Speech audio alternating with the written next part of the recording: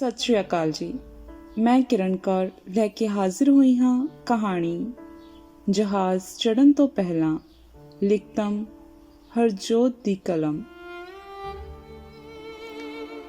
ਸੁਰਜਨ ਸਿੰਘ ਨੇ ਸਾਰੀ ਉਮਰ ਕਦੇ ਕੁੱਤੇ ਦੀ ਵੀ ਸੋਟੀ ਨਹੀਂ ਸੀ ਮਾਰੀ ਤੇ ਰੋਟੀ ਤੋਂ ਸਿਵਾਏ ਹੋਰ ਕੋਈ ਨਸ਼ਾ ਨਹੀਂ ਸੀ ਕੀਤਾ।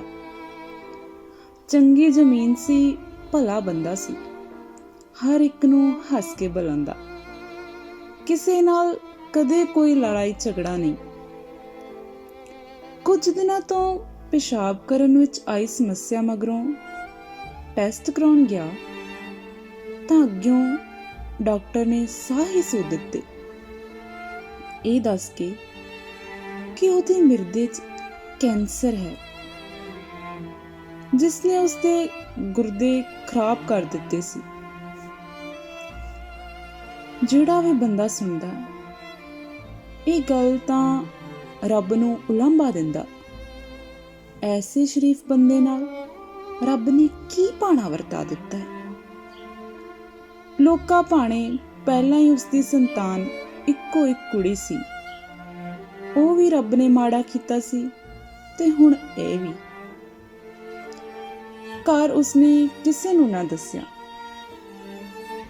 ਉਸਨੇ ਭਰਾ ਤੇ ਭਤੀਜੇ ਨੂੰ ਪਤਾ ਸੀ ਕੈਂਸਰ ਬਾਰੇ, ਪਰ ਘਰਵਾਲੀ ਤੇ ਧੀ ਨੂੰ ਮਹਿਜ ਇੰਨਾ ਹੀ ਪਤਾ ਸੀ ਕਿ ਗੁਰਦਿਆਂ 'ਚ ਕੋਈ ਸਮੱਸਿਆ ਹੈ ਤੇ ਥੋੜੇ ਬਹੁਤ ਡਾਇਲਿਸਿਸ ਮਗਰੋਂ ਸਹੀ ਹੋ ਜੂ।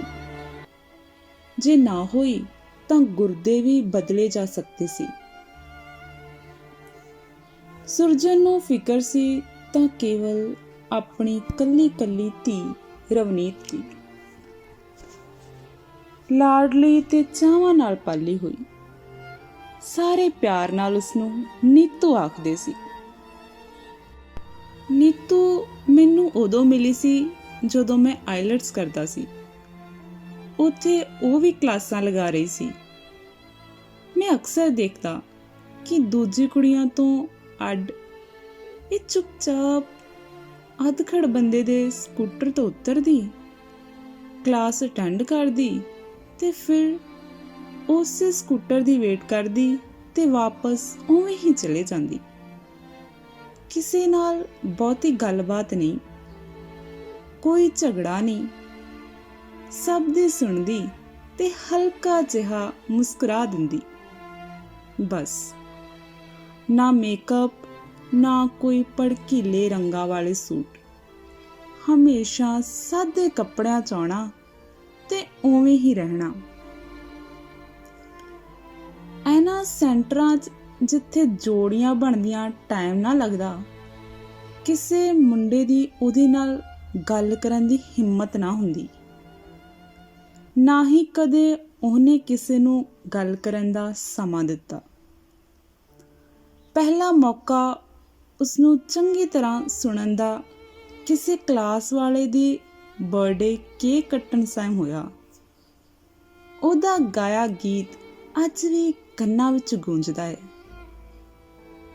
ਪਹਿਲੀ ਵਾਰ ਮੈਨੂੰ ਅਹਿਸਾਸ ਹੋਇਆ ਕਿ ਇਸ ਕੁੜੀ ਦੇ ਅੰਦਰ ਵੀ ਜਜ਼ਬਾਤ ਹੈਗੇ, ਖੁਸ਼ੀ ਗਮੀ ਵਾਲੀ।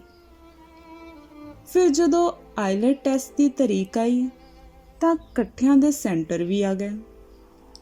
ਉਦੋਂ ਤੱਕ ਸਾਡੀ ਗੱਲ ਇੰਟਰਨੈਟ ਰਾਹੀਂ ਹੋਣ ਲੱਗ ਪਈ ਸੀ।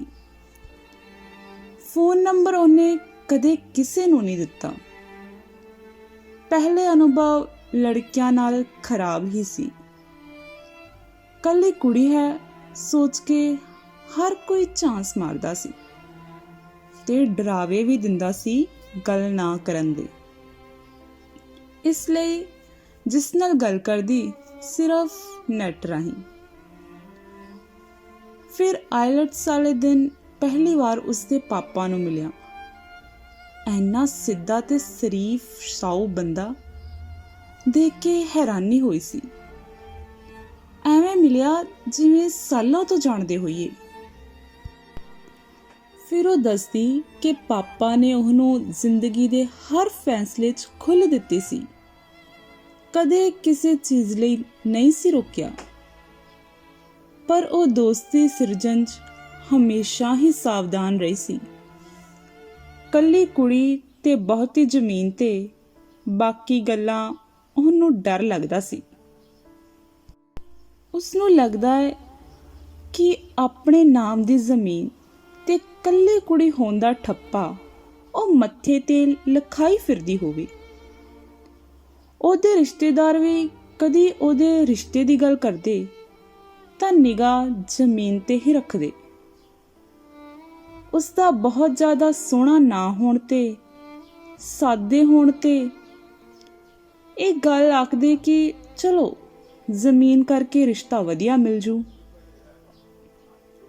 ਸੁਰਜਨ ਸਿੰਘ ਨੂੰ ਇਹ ਗੱਲ ਅੱਖਰ ਦੀ ਇੱਥੇ ਉਹਦੀ ਧੀ ਦੀ ਪੁੱਛ ਨਾ ਹੋ ਕੇ ਜ਼ਮੀਨ ਦੀ ਸੀ। ਉਹਨੇ ਨੀਤੂ ਨੂੰ ਸਰਕਾਰੀ ਨੌਕਰੀ ਦੀ ਤਿਆਰੀ ਵੀ ਕਰਵਾਈ, ਕੰਪਿਊਟਰ 'ਚ ਵੀ ਐਡਵਾਂਸ ਸਟੱਡੀ ਕਰਵਾਈ, ਪਰ ਦੋਵਾਂ ਦਾ ਕੋਈ ਫਾਇਦਾ ਨਾ ਹੋਇਆ। ਨਾ ਨੌਕਰੀ ਮਿਲੀ ਤੇ ਨਾ ਹੀ ਭਾਰਤ ਵਰਗੇ ਮੁਲਕ 'ਚ ਉਹ ਉਸਨੂੰ ਕਿਸੇ ਹੋਰ ਸੂਬੇ ਭੇਜਣ ਬਾਰੇ ਸੋਚਦਾ ਸੀ। ਇਸ ਤੋਂ ਵਧੀਆ ਤਾਂ ਕਿਸੇ ਰਿਸ਼ਤੇਦਾਰ ਕੋਲ ਬਾਹਰ ਹੀ ਘੱਲ ਦੇਵੇ। ਅੰਤ ਨੀਤੂ ਦੇ ਮਾਮਾ ਹੋਣਾ ਨੇ ਕੈਨੇਡਾ ਤੋਂ ਕਹਿ ਭੇਜਿਆ, ਆਈਲੈਟਸ ਕਰਵਾ ਦੇਵੋ, ਇੱਥੇ ਆ ਜਾਓ ਤੇ ਅਸੀਂ ਆਪੇ ਦੇਖ ਲਵਾਂਗੇ। ਨੀਤੂ ਅਜੇ ਆਈਲੈਟਸ ਕਰ ਹੀ ਰਹੀ ਸੀ ਕਿ ਸੁਰਜਨ ਨਾਲ ਇਹ ਭਾਣਾ ਵਰਤ ਗਿਆ। ਨੀਤੂ ਦਾ ਮਨ ਪਹਿਲਾਂ ਹੀ ਨਹੀਂ ਸੀ ਮੰਨਦਾ, ਹੁਣ ਤਾਂ ਉਸਨੇ ਜਾਣ ਤੋਂ ਉੱਕਾ ਹੀ ਨਾ ਕਰ ਦਿੱਤੀ। ਪਰ ਸੁਰਜਨ ਸਿੰਘ ਨੂੰ ਆਪਣਾ ਅੰਤ ਨੇੜੇ ਦਿਖ ਰਿਹਾ ਸੀ। ਵਿਆਹ ਲਈ ਉਹ ਪਹਿਲਾਂ ਹੀ ਕਈ ਰਿਸ਼ਤੇ ਦੇਖ ਚੁੱਕਾ ਸੀ, ਪਰ ਹਰ ਇੱਕ ਦੀ ਨਜ਼ਰ ਕੁੜੀ ਤੋਂ ਪਹਿਲਾਂ ਜ਼ਮੀਨ ਤੇ ਜਾਂਦੀ। ਕੁੜੀ ਤੋਂ ਜ਼ਿਆਦਾ ਲੋਕ ਜ਼ਮੀਨ ਦੀ ਗੱਲ ਕਰਦੇ। ਕਿੰਨੇ ਹੀ ਰਿਸ਼ਤੇ ਐਸੇ ਗੱਲੋਂ ਸਿਰ ਨਾ ਚੜੇ। ਆਪਣੇ ਹੁੰਦੇ ਉਸਨੇ ਨੀਤੂ ਨੂੰ ਕਦੇ ਤੱਤੀ ਵਾਹ ਨਾ ਲੱਗਣ ਦਿੱਤੀ। ਆਂਢੀ ਗੁਆਂਢੀ ਬਥੇਰਾ ਕੁੜੀ ਦਾ ਵਿਆਹ ਕਰ ਦੇਣ ਲਈ ਕਹਿੰਦੇ, ਪਰ ਕੌਣ ਅੱਖੀ ਵੇਖ ਕੇ ਮੱਖੀ ਨਿਗਲਦਾ। ਕਈ ਸਾਲ ਦੀ ਭੱਜ ਦੌੜ ਮਗਰੋਂ ਵੀ ਕੋਈ ਚੱਜ ਦਾ ਰਿਸ਼ਤਾ ਨਾ ਮਿਲਿਆ। ਹੁਣ ਉਸਦੇ ਮਗਰੋਂ ਕੀ ਮਿਲੂ? ਮੇਰੇ ਮਗਰੋਂ ਤਾਂ ਇਹਦੀ ਮਾਂ ਨੂੰ ਫੁਸਲਾ ਕੇ ਖਬਰਾਂ ਕਿੱਥੇ ਢੱਕ ਦੇਣਗੇ ਇਹ ਲੋਕ, ਸਿਰਫ ਗਲੋਂ ਲਾਹਾ ਦੇਣ ਲਈ। ਇਹ ਸੋਚਦਾ ਉਸਦਾ ਆਪਣੀ ਧੀ ਨੂੰ ਇੱਕ ਗੱਲ ਦਾ ਕਹਿਣਾ ਸੀ ਕਿ ਉਹ ਆਪਣੇ ਮਾਮਿਆਂ ਕੋਲ ਜਾਵੇ, ਅੱਗੇ ਪੜ੍ਹੇਗੀ, ਆਪਣੇ ਪੈਰਾਂ ਤੇ ਖੜੀ ਹੋਊ ਤਾਂ ਆਪਣਾ ਭਲਾ ਬੁਰਾ ਬਿਹਤਰ ਸੋਚ ਸਕੂ। ਇੱਥੇ ਇਸ ਮੁਲਕ 'ਚ ਤਾਂ ਦਾਜ ਤੇ ਜ਼ਮੀਨ ਦੇ ਭੁੱਖਿਆਂ 'ਚੋਂ ਬਚੂ। ਉਸਨੂੰ ਇਹ ਲੱਗਦਾ ਸੀ ਕਿ ਉਸ ਦੇਸ਼ 'ਚ ਬੰਦੇ ਦੀ ਕਦਰ ਤਾਂ ਹੈ, ਉਹਦੇ ਹੁਨਰ ਦੀ ਕਦਰ ਤਾਂ ਹੈ। ਇੱਥੇ ਕੀ ਹੈ ਜਿੱਥੇ ਕੁੜੀ ਮਹਿਜ਼ ਇੱਕ ਖਰਚਾ ਹੈ ਮਾਂ-ਬਾਪ ਲਈ ਤੇ ਮੁੰਡੇ ਦਾਜ ਕਮਾਉਣ ਦਾ ਸਾਧਨ। ਕੱਲੀ ਕੁੜੀ ਤਾਂ ਬੈਠੀ ਬਿਠਾਈ ਕਰੋੜਾਂ ਦੀ ਕੀਮਤ ਹੋਗੀ। ਸੜਕ ਤੇ ਤੁਰਦਿਆਂ ਫਿਰਦਿਆਂ ਧੀਆਂ ਦੇ ਜ਼ਬਰ ਜਿਨਾ ਮਾਪਿਆਂ ਨੂੰ ਸਾਏ ਵਾਂਗ ਧੀਆਂ ਦੀ ਖਬਰ ਰੱਖਣੀ ਪੈਂਦੀ। ਕਿਉਂ ਲੋਕੀ ਮੁੰਡਿਆਂ ਨੂੰ ਅਕਲ ਨਹੀਂ ਦਿੰਦੇ ਇੱਜ਼ਤ ਕਰਨ ਦੀ, ਕੁੜੀ ਨੂੰ ਜਾਇਦਾਦ ਬਣਾਉਣ ਦਾ ਸਾਧਨ ਨਾ ਸਮਝਣ ਦੀ। ਕਈ ਮਹੀਨੇ ਨੀਤੂ ਇਸੇ ਤਰ੍ਹਾਂ ਦੁਚਿੱਤੇ 'ਚ ਰਹੀ। ਅੰਤ ਨੀਤੂ ਨੇ ਪਿਓ ਦੀਆਂ ਮੱਤਾਂ ਤੇ ਪਿਆਰ ਅੱਗੇ ਹਥਿਆਰ ਸੁੱਟ ਦਿੱਤੇ। ਟੋਰਾਂਟੋ ਇੱਕ ਕਾਲਜ ਵਿੱਚ ਦਾਖਲਾ ਫੀਸ ਭਰਤੀ ਤੇ ਆਫਰ ਲੈਟਰ ਲੈ ਕੇ ਵੀਜ਼ੇ ਲਈ ਵੀ ਅਪਲਾਈ ਕਰ ਦਿੱਤਾ। ਉਦੋਂ ਕੈਨੇਡਾ ਦਾ ਵੀਜ਼ਾ ਫਟਾਫਟ ਮਿਲ ਜਾਂਦਾ ਸੀ ਤੇ ਮਿਲ ਵੀ ਗਿਆ। ਪਰ ਜਿਉਂ-ਜਿਉਂ ਜਾਣ ਦੇ ਦਿਨ ਨੇੜੇ ਆਏ, ਸੁਰਜਨ ਸਿੰਘ ਦੀ ਹਾਲਤ ਵਿਗੜਦੀ ਗਈ।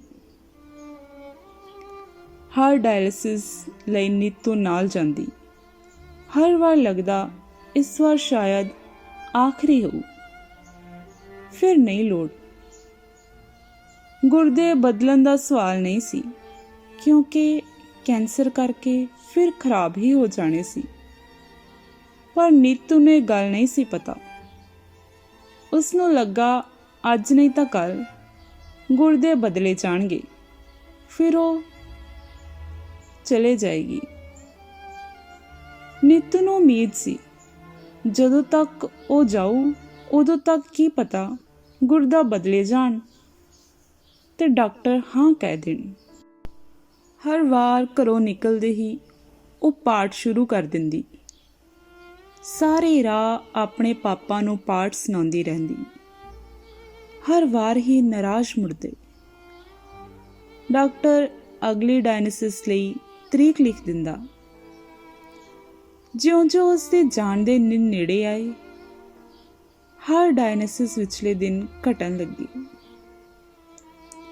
ਜਿਸ ਦਿਨ ਉਸਨੇ ਫਲਾਈਟ ਫੜਨੀ ਸੀ, ਉਸ ਦਿਨ ਵੀ ਹਾਲਤ ਹੋਰ ਹੀ ਨਿੱਘਰ ਰਹੀ ਸੀ। 2 ਦਿਨ ਤੋਂ ਨੀਤੂ ਬਸ ਤਿਆਰੀਆਂ ਕਰਦੀ ਰਹੀ, ਪਾਠ ਕਰਦੀ ਰਹੀ। ਪਰ ਸੁਰਜਨ ਸਿੰਘ ਦੀਆਂ ਅੱਖਾਂ 'ਚ ਸਿਰਫ ਉਸਨੂੰ ਖੁਸ਼ੀ ਦਿਸਦੀ। ਮਜ਼ਾਲ ਹੈ ਕਿ ਜ਼ਰਾ ਜਿੰਨੀ ਵੀ ਤਕਲੀਫ ਜ਼ਾਹਿਰ ਹੋਣ ਦਿੱਤੀ ਹੋਵੇ ਉਸਨੇ, ਪਰ ਨੀਤੂ ਦਾ ਮਨ ਸਭ ਸਮਝ ਰਿਹਾ ਸੀ। ਉਸਨੂੰ ਲੱਗ ਰਿਹਾ ਸੀ ਕਿ ਸ਼ਾਇਦ ਅੱਜ ਤੋਂ ਬਾਅਦ ਆਪਣੇ ਪਾਪਾ ਨੂੰ ਨਾ ਦੇਖ ਸਕੇ। ਇਸ ਦੇ ਬਾਵਜੂਦ ਸੁਰਜਨ ਸਿੰਘ ਉਸਨੂੰ ਇੱਕ ਗੱਲ ਸਮਝਾਉਂਦਾ ਕਿ ਨਹੀਂ, ਕੁਝ ਨਹੀਂ ਹੁੰਦਾ, ਮੇਰੇ ਹਾਲਾਤ ਡਾਇਲਿਸਿਸ ਮਗਰੋਂ ਠੀਕ ਹੋ ਜੂ, ਤੂੰ ਆਪਣੀ ਫਲਾਈਟ ਫੜ। ਅੱਖਾਂ 'ਚ ਅੱਥਰੂ ਲੈ ਸਾਰੇ ਰਾਹ ਫੋਨ ਤੇ ਗੱਲ ਕਰਦੀ ਰਹੀ। ਉਵੇਂ ਹੀ ਦਿਲ ਤੇ ਪੱਥਰ ਧੜ ਤੇ ਮੁੜ ਮਿਲਣ ਲਈ ਵਾਹਿਗੁਰੂ ਨੂੰ ਅਰਦਾਸਾਂ ਕਰਦੀ।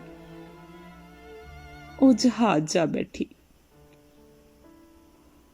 ਉਸ ਰਾਤ ਬੁਖਾਰ ਦਾ ਪੰਨਿਆ ਮੈਂ ਲੇਟ ਹੀ ਸੁੱਤਾ ਸੀ।